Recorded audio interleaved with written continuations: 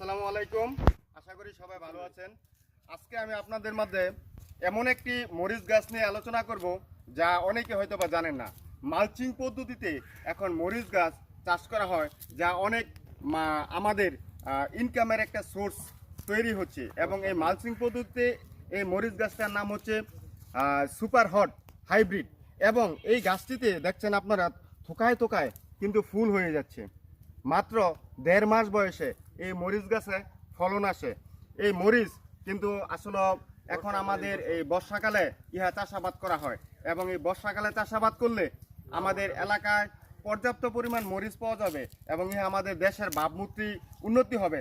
তাই আমি আশা করি আপনারা যারা আছেন, যাদের জমি রয়েছে, আপনারা এই মরিচটি চাষ করতে পারেন। এর ফলে আপনারা অনেক লাভবান হবেন, কারণ এখন বর্ষাকালে বাংলাদেশে মরিচের পর্যাপ্ত পরিমাণ চাহিদা রয়েছে। তাই আমি সকল কৃষক ভাইদের প্রতি অনুরোধ করতেছি, আপনারা এই যে মালচিং পদ্ধতিতে চাষাবাদ করলে কিন্তু আগাছাও কম হয় এবং এই জমিতে এই গাছটি দীর্ঘদিন যাবৎ আপনার ফলন দিবে। তাই আপনারা এই মালচিং পদ্ধতিতে এই সুপার হট বৃষ্টি দিয়ে মরিচ চাষ করবেন, যাতে আপনারাও লাভবান হবেন। আমরা যারা দেশের মানুষ আছি তারাও কিন্তু অনেক লাভবান হব এবং মরিচ আমরা সব সময় পেয়ে যাব। এই বলে আজকে আপনাদের সামনে মরিচ গাছ সম্পর্কে উপস্থাপন করলাম।